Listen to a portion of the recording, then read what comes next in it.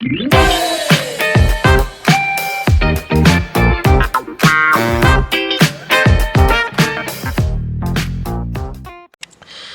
Friends, आज हम लोग जो टॉपिक पढ़ेंगे उसका नाम क्या है, एसिंक्रोनस डाउन काउंटर। तो first of all asynchronous down counter का डेफिनेशंस देख लेते हैं। This type of counter is normally refer to as a down counter. The count decrease by 1 for each external clock pulse from some preset value. ठीक है ना। तो asynchronous down counter को समझने से पहले मेरा जो पिछले वाला वीडियो था एसिंक्रोनस अप काउंटर का, वो वीडियो फर्स्ट ऑफ ऑल आप लोग देखना, उसके बाद डाउन काउंटर पढ़ना, तब बेटर समझ में आएगा कि what is asynchronous down counter. इसके बाद क्या करेंगे, इसके बाद होगा एसिंक्रोनस डाउन काउंटर का वर्किंग प्रोसीजर या फिर वर्किंग मैकेनिज्म। तो एसिंक्रोनस अप काउंटर तो हो चुका है। एसिंक्रोनस अप काउंटर में अप काउंटर क्या था, 0 1 2 3 एज इट इज ऐसे काउंट करता जाएगा। डाउन काउंटर में क्या है, डाउन काउंटर में कैसे काउंट होगा, 3 2 1 0 ऐसे करके काउंट होगा डाउन काउंटर में। तो डाउन काउंटर का जो ब्लॉक है, मतलब ब्लॉक डायग्राम जो है एसिंक्रोनस डाउन काउंटर का जो ब्लॉक डायग्राम है वो है ए। इसका मतलब क्या है एक बार बोल देते हैं। क्लॉक जो है यहाँ पर नेगेटिव एज ट्रिगर में काम करते हैं। क्यों नेगेटिव एज ट्रिगर में काम करते हैं तो पहले मैंने बता चुके हैं। इसके बाद इसका जो मतलब ये फ्लिप फ्लॉप 1 है, मतलब फास्ट वाला फ्लिप फ्लॉप है, फ्लिप फ्लॉप 2 है। तो इसका जो आउटपुट प्रोड्यूस हो रहा है, ये आउटपुट कहाँ पर जा रहा है, जो फ्लिप फ्लॉप 2 है उसके इनपुट होके जा रहा है, फिर यहाँ से आउटपुट प्रोड्यूस हो रहा है। और ये जो है ये जे और के, क्योंकि एसिंक्रोनस काउंटर टॉगल मोड में काम करता है। Toggle mode JK flip flop या फिर टी फ्लिप फ्लॉप में होता है, तब उसका वैल्यू क्या रहता है, 1 रहता है। इसीलिए ये जो लाइन है ये क्या है, हाई है। हाई का मतलब क्या है, हमेशा 1 होगा, मतलब जे और के का वैल्यू 1 होगा। ये इसके साथ मर्ज हो चुका है। और इसका जो आउटपुट है, ये आउटपुट कहाँ पर जा रहा है, F2 पे जा रहा है। और ये यहाँ पर उसका डिफरेंस है। ये जो है इसका मतलब क्या है, ये है QF1 का जो आउटपुट है उसका कंप्लीमेंट है। ठीक है ना। तो ये हो गया इसका आउटपुट और ये हो गया इसका आउटपुट। मीन्स ये जो एसिंक्रोनस डाउन काउंटर है इसका एक्चुअल जो आउटपुट है वो है QF1 complement and QF2 complement. ये उन दोनों का आउटपुट है। अभी कैसे होगा, चलिए ये टाइमिंग डायग्राम से हम लोग देख लेते हैं। ये जो टाइमिंग डायग्राम था ये एसिंक्रोनस अप काउंटर का टाइमिंग डायग्राम था। अभी ये क्या हो चुका है, ये हो चुका है एसिंक्रोनस डाउन काउंटर। मीन्स आपका ऑपोजिट ही है डाउन। तो अप काउंटर में जो टाइमिंग डायग्राम हुआ था उसका ऑपोजिट होगा डाउन काउंटर। तो इसके रिस्पेक्टिव तब QF1 क्या हो जाएगा, ये था अप काउंटर का टाइमिंग डायग्राम। तो डाउन काउंटर में क्या हो जाएगा, इसका ऑपोजिट हो जाएगा डाउन। ठीक है ना, यहाँ से डाउन स्टार्ट हो रहा है इस पोजीशन से।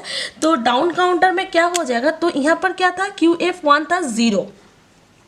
तो इस टाइम में तो यहाँ पर जब 0 था, मतलब जब नेगेटिव एज मिल रहा था तब वो क्या हो रहा था, तब वो हाई हो रहा था। लेकिन QF1 अभी डाउन में क्या होगा, ये 1 से स्टार्ट होगा, मीन्स ये हाई रहेगा। फिर जब नेगेटिव एज मिलेगा, मीन्स ये वाला नेगेटिव एज जब मिलेगा तब वो क्या हो जाएगा, तब वो डाउन हो जाएगा। ठीक है ना। फिर से चलता जाएगा। फिर जब नेगेटिव एज मिलेगा मीन्स यहाँ पर, तब ये क्या होगा, फिर से हाई होगा, मीन्स इसका ऑपोजिट QF1 का ऑपोजिट। फिर जब नेगेटिव एज मिलेगा तब ये क्या हो जाएगा, फिर से डाउन हो जाएगा। ठीक है। फिर जब नेगेटिव एज मिलेगा मीन्स यहाँ पर, तब ये क्या हो जाएगा, तब ये हाई हो जाएगा। तो ये हो चुका QF1 कंप्लीमेंट का टाइमिंग डायग्राम। ठीक है ना, मतलब QF1 जो है उसका ऑपोजिट है QF1 कंप्लीमेंट। ये 0 है, ये 1 हो चुका, ये 1 है, ये 0 हो चुका, ये 0 था, ये 1 हो चुका, ये 1 था, ये अभी 0 हो चुका, ये 0 है, ये अभी 1 हो चुका। देखिए इसका पूरा ऑपोजिट है। एज इट इज QF2 का जो कंप्लीमेंट है उसको भी कर लेते हैं। QF2 मीन्स जो QF1 था उसका ऑपोजिट होगा QF2 कंप्लीमेंट। ये था QF2 का अप काउंटर, तो डाउन काउंटर क्या होगा, डाउन काउंटर इसका अपोजिट होगा। यहाँ पर क्या था, यहाँ पर लो था, तो यहाँ पर क्या हो जाएगा, अप टू हाई हो जाएगा। कितना दूर, जब तक नेगेटिव एज ट्रिगर नहीं मिल रहा है तब तक हाई होता जाएगा, मीन्स इतना दूर। इसके बाद नेगेटिव एज ट्रिगर मिल रहा है, इसके बाद क्या होगा, डाउन होगा, फिर तब तक डाउन रहेगा जब तक नहीं मिल रहा है नेक्स्ट नेगेटिव एज ट्रिगर। यहाँ पर मिल रहा है फिर से नेगेटिव एज ट्रिगर, यहाँ पर क्या होगा, फिर से अप होगा, फिर ऐसा हो जाएगा। पहले क्या था, पहले क्या था, पूरा जीरो था, इतना दूर जीरो था। अभी Q2 कम्प्लीमेंट जो है वो अभी 1 हो चुका है। फिर यहाँ पर क्या था, 1 था, ये अभी 0 हो चुका है। फिर से क्या था, फिर से ये 0 था, ये अभी 1 हो चुका है, मीन्स Q2 का कम्प्लीमेंट हो चुका है Q2 बार का। ठीक है ना। अभी इसको देखते हैं ट्रूथ टेबल में प्लॉट करके। तो ट्रूथ टेबल में कैसे, यहाँ पर ही प्लॉट कर लेते हैं और इजी हो जाएगा। QF2 और QF1 कम्प्लीमेंट, क्योंकि QF2 मोस्ट सिग्निफिकेंट बीट है, मतलब इन दोनों को हमने मार्क कर दी है कि कौन सा मोस्ट सिग्निफिकेंट बीट, कौन है लेस सिग्निफिकेंट बीट। ठीक है ना, लीस्ट सिग्निफिकेंट बीट। तो ये हो चुका QF2 बार और ये हो चुका QF1 बार। तो जब मेरा QF1 मतलब अप काउंटर में जब QF1 0 था, अभी कम्प्लीमेंट में क्या हो चुका है, अभी कम्प्लीमेंट में 1 हो चुका है, तो उस केस में ये हो जाएगा अभी 1। ठीक है ना। तो ये अगर 1 हो चुका है तो QF2 आप काउंटर में क्या था, आप काउंटर में 0 था, अभी क्या हो चुका है, 1 हो चुका है, तो ये भी 1 हो गया। तो 1 का मतलब क्या है, अगर ये, क्योंकि मैंने ये 4 स्टेट के लिए प्लॉट किए हैं, मीन्स 4 साइकिल। क्यों 4 साइकिल लिए है, क्योंकि फ्लिप फ्लॉप 2 था, तो 2 फ्लिप फ्लॉप के लिए टोटल 4 स्टेट होगा। 4 स्टेट के लिए जो क्लॉक पल्स का जो साइकिल है वो मैंने 4 ले ली है। ठीक है ना। तो 1 का मतलब क्या हो चुका है, 1 का मतलब अभी 3 हो चुका है। इसके बाद क्या होगा, इसके बाद होगा जब QF1 1 था, तब Q डाउन काउंटर में QF1 बार क्या हो चुका है, ये अभी 0 हो चुका है। ठीक है ना, तो ये अभी 0 हो चुका है। तो जब QF2 आप काउंटर में जब क्या था, इस टाइम में भी 0 था, अभी QF2 बार क्या हो चुका है, डाउन काउंटर में अभी 1 हो चुका है, क्योंकि ये हाई है, तो ये क्या हो गया, ये 1 QF2। तो 10 का मतलब क्या है, 10 का मतलब है 2। देखिए डाउन करके काउंट हो रहा है। डाउन काउंटर का मीन्स क्या बताए, 3 2 1 0 ऐसे करके काउंट होगा, इसलिए पहले 3 काउंट हुआ, फिर 2 काउंट हुआ।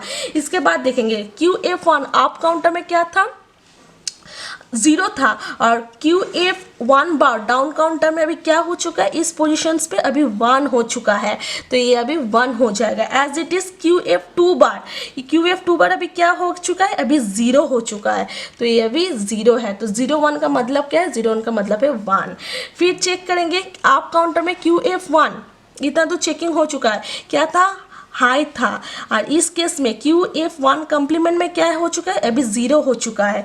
QF2 में क्या था, QF2 में भी हाई था, 1 ही था, लेकिन इस केस में QF2 कम्प्लीमेंट में भी क्या हो चुका है, 0 हो चुका है।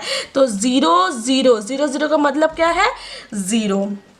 फिर से QF1 क्या था, QF1 0 था, यहाँ पर QF2 क्या था, QF2 भी 0 था, लेकिन QF1 डाउन काउंटर में क्या हो चुका, हाई हो चुका है, मीन्स ये वाला भी 1 हो चुका है। QF2 बार ये भी हाई हो चुका है, मीन्स 1 1 1। तो फिर से क्या हो जाएगा, फिर से 3। तो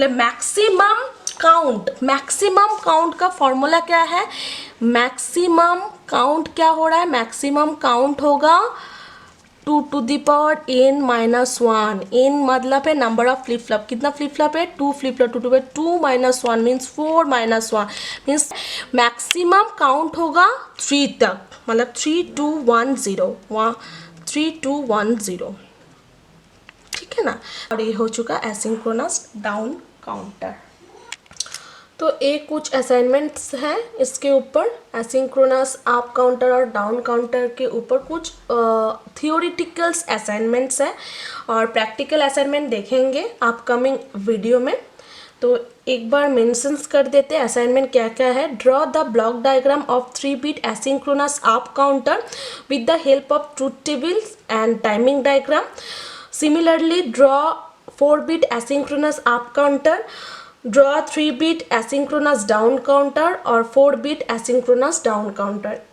ठीक है ना। ये फ्रेंड्स ये असाइनमेंट्स है आप लोगों का करना। अगर कुछ डाउट हुआ तो कमेंट बॉक्स में आके ज़रूर बताना। ठीक है।